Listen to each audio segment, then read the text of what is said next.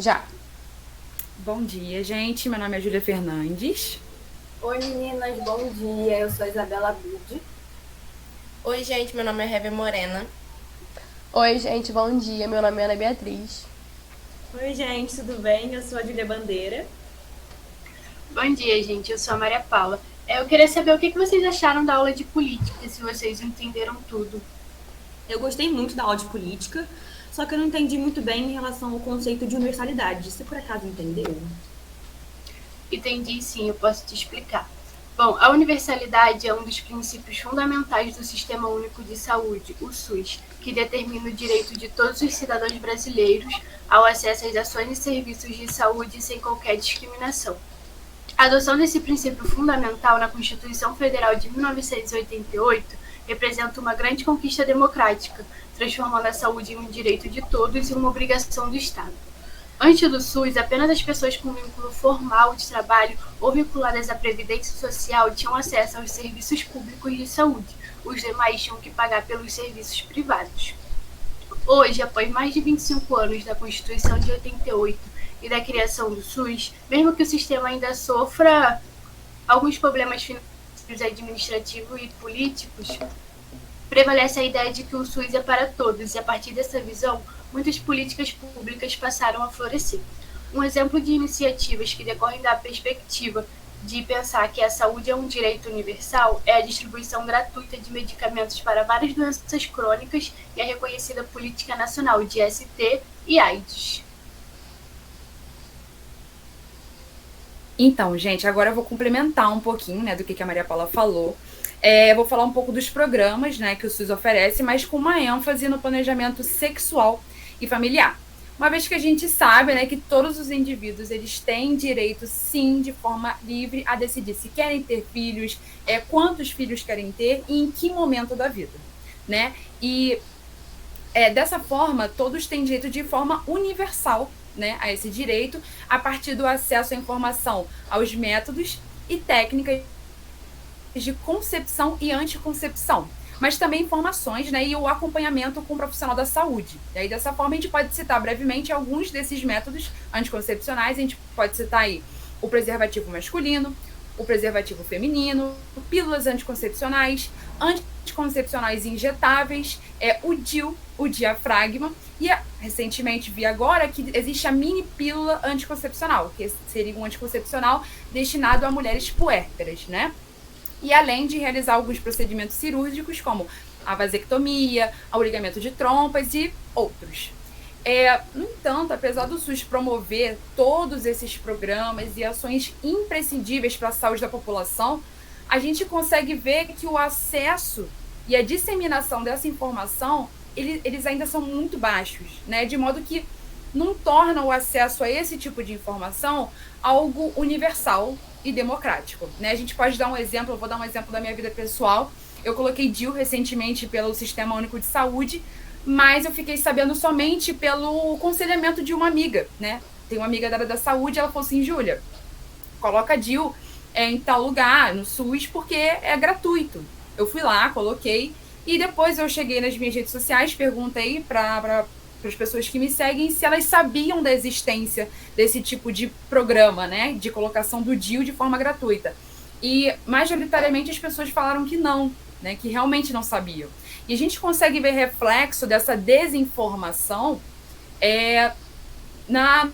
nos índices de mulheres grávidas na adolescência ou precocemente, né? Eu fiz uma pesquisa recentemente no DataSUS, né? A gente consegue evidenciar ali no período de 2015 a 2019, na população feminina de 15 a 19 anos, um total de 2 milhões, né, de mulheres grávidas, né? Mas ainda não é o mais elevado. O mais elevado seria de mulheres a 20 a 24 anos, que seria um total de 3 milhões, aproximadamente.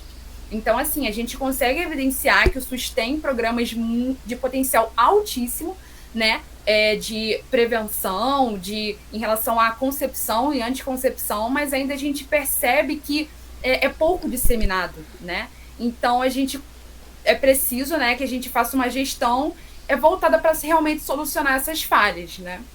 De forma que melhore a qualidade de vida populacional. Então, eu fico por aqui. E enquanto, né, a Maria Paula e a Júlia estavam falando sobre esse princípio de universalidade que o SUS tem, me veio muito na cabeça os exemplos dessa universalidade relacionada à população preta e parda. Eu não sei se vocês sabem, mas segundo o IBGE, mulheres negras e pardas são as principais usuárias da atenção básica à saúde. E falando disso em questões de números, aproximadamente 70% do público que utiliza o serviço do SUS é composto por mulheres, sendo 60,9% pretas e pardas. E o que isso tem a ver com a questão da universalidade? Que sem o SUS, talvez ou certamente, essas pessoas não iriam ter acesso à saúde pública. Por exemplo, né, como a Maria Paula falou, antes da criação do SUS, os hospitais públicos eram destinados somente às pessoas que contribuíam para a Previdência Social, e aí depois da criação do SUS, esse acesso à saúde passou a ser um direito para todos. E outra coisa importante para falar também é a questão que o próprio Ministério da Saúde, em 2009, criou a Política Nacional de Integração da População Negra, na qual reconhece e assume a necessidade de promover a saúde integral da população negra e do enfrentamento ao racismo institucional, que infelizmente ainda acontece no SUS, né, gente? Um exemplo de desigualdade étnico-raciais e de racismo é a questão de mulheres negras receberem menos anestesia no parto do que mulheres brancas, de mulheres negras terem uma alta porcentagem de mortes decorrentes de causas evitáveis, e a questão de exames preventivos serem realizados em menos proporções em mulheres pretas e pardas. Então, esses são só alguns dos exemplos da vulnerabilidade que essa população enfrenta e da diferença das condições e acesso à saúde.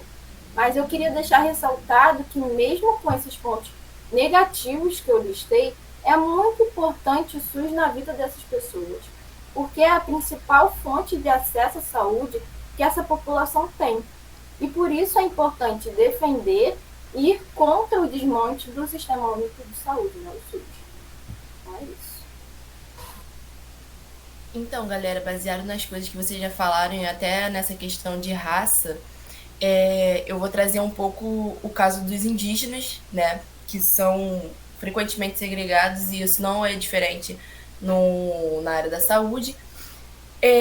Como já foi abordado, o SUS foi criado ali em 1990, só que só 9 anos depois que criaram o SASI, que é o Sistema de Atenção à Saúde Indígena, né, que visa principalmente a saúde indígena em vez de toda a população, entendeu? Porque são problemas diferentes que eles trazem, são questões diferentes, e assim, por mais que o sistema seja universal, né, o SUS seja universal, ele deixa a desejar em algumas questões.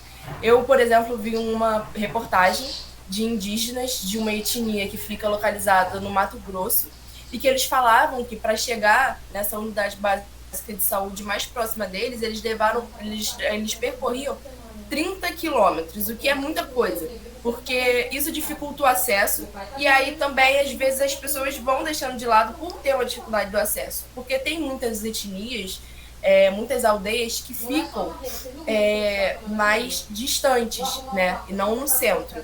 Então, tem essa questão que acaba dificultando um pouco, e também algo que deu, assim, no SUS, que é muito difícil se formar nessa área, se especializar em saúde indígena. Você vê mais médicos do que enfermeiros, por exemplo, mas ainda assim é difícil.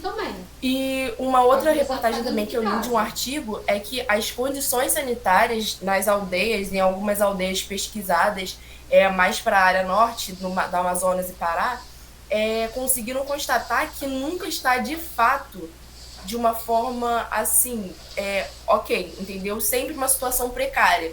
E isso sempre acaba também trazendo mais problemas dos indígenas. Eles são pessoas mais vulneráveis por muitas vezes viverem mais isolados do que o resto da sociedade. Eles têm lá a civilização deles, a sociedade deles, mas às vezes eles precisam se locomover para ter um atendimento de saúde e resolver outras questões, só que por eles serem vulneráveis, eles acabam contraindo doenças, e que às vezes, até por essa questão de serem mais isolados, eles não têm acesso. Então, eles, por exemplo, pode acontecer de pegar uma IST uma HIV, uma infecção respiratória, outros tipos de infecções e tuberculose, e eles não saberem o que acontecer, o que fazer, entendeu? Como proceder. Então, tem todas essas questões que tornam o acesso do indígena à saúde pública mais complicada. E vale ressaltar, né, que com a criação do SASE e também existem algumas instituições, alguns programas em certos locais, onde tem mais aldeias, que eles visam o cuidado da população indígena e do bem-estar.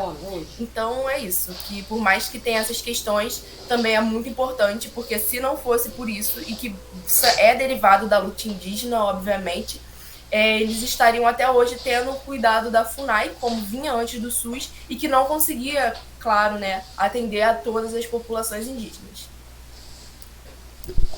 Bom, gente, falando sobre população discriminada, é impossível a gente não mencionar a população LGBTQIA+. Hoje eu vou dar ênfase na população transexual. E, gente, cabe ressaltar que o Sistema Único de Saúde, ele dá um apoio integral no processo de transexualização, desde o início, quando a pessoa está passando pela fase de descoberta do seu próprio corpo, de como se sente.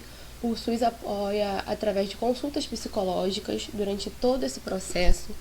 Também conta com a inserção do nome social da pessoa, do modo que ela prefira, do modo que ela se sinta confortável, né? E também ajuda no processo como um todo, né? No apoio. A gente sabe que é difícil um apoio familiar, um apoio de amigos, e o SUS tenta acolher dessa maneira. E também realiza a cirurgia de readequação do corpo biológico à sua identidade de gênero e social. Mas cabe ressaltar que durante a pandemia, nesses 2 últimos anos, teve queda no número de cirurgias realizadas.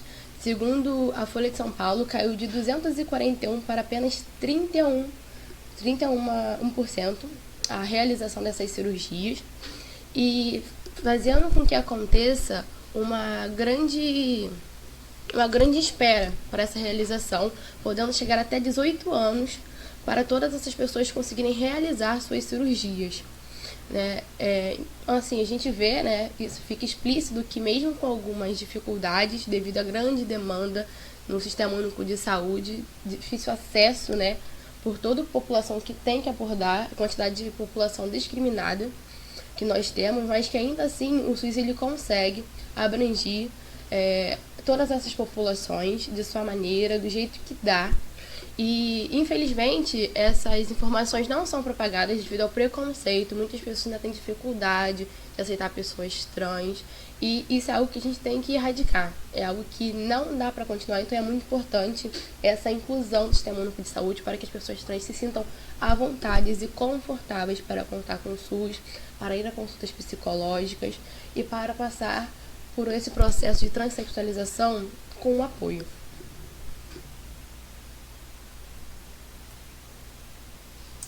Bom, gente, eu acho que depois do que a Révia falou, eu fiquei pensando sobre a dificuldade de acesso, né, que ela falou sobre a população indígena ao SUS, e eu lembrei de outra parcela da população que eu acredito que tem uma grande dificuldade de acesso ao SUS, que é a camada da população que vive em situação de rua, né?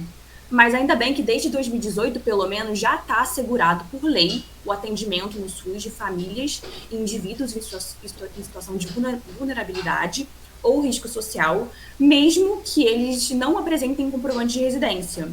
É claro que, infelizmente, ainda existem casos em que essa recusa acontece. Inclusive, eu lembro de um caso, não sei se vocês lembram também, que aconteceu no início de março do ano passado, onde um idoso em situação de rua foi encontrado morto em frente à UPA de Tatuapé, depois de ele ter procurado socorro e não ter sido atendido. E eu lembro que, na época, a Polícia Civil disse que ele procurou atendimento e foi negado, e depois, no dia seguinte, ele retornou e foi negado de novo. Mas, apesar de ainda existirem casos como esse, eu acredito que o nosso sistema de saúde está avançando na direção certa, porque eu sei de um caso que aconteceu, inclusive, com o meu melhor amigo, há poucas semanas atrás, em que ele acordou de madrugada com os gritos de um senhor que se encontrava em situação de rua, Ele estava deitado em frente ao prédio dele. Esse senhor gritava, dizendo que estava com muita dor no estômago e pedia ajuda. E aí meu amigo decidiu, então, ligar para o SAMU, para que esse homem pudesse receber um atendimento especializado, né? Ele, inclusive, me confessou que realmente tinha muitas dúvidas se o SAMU viria atender esse homem, mas ele ficou, no final, impressionado, porque o SAMU ligou 2 vezes para ele, porque eles estavam com dificuldade de localizar o senhor, e meu amigo ajudou, né? E no final eles chegaram, e meu amigo falou que os profissionais foram bastante solícitos, e assim que perceberam a gravidade da situação, porque o senhor não parava de se contorcer e gritar de dor, imediatamente o colocaram na ambulância e o levaram para o hospital. Bom, gente, eu acho que a gente pode concluir que não apenas em relação aos moradores de rua, que eu acredito que o nosso sistema de saúde está avançando, em relação de uma forma geral, né? Acho que a gente conseguiu ver com essa troca de conhecimento, experiências que a gente teve agora, que a gente está avançando no caminho certo. Inclusive, eu queria muito agradecer vocês por isso, foi muito interessante mesmo. Eu acho que é isso, né? Um beijo para vocês, meninas. Obrigada, gente. Um beijo. Obrigada pelo conhecimento, gente. Beijo. Beijo. Tchau. Tchau. Tchau.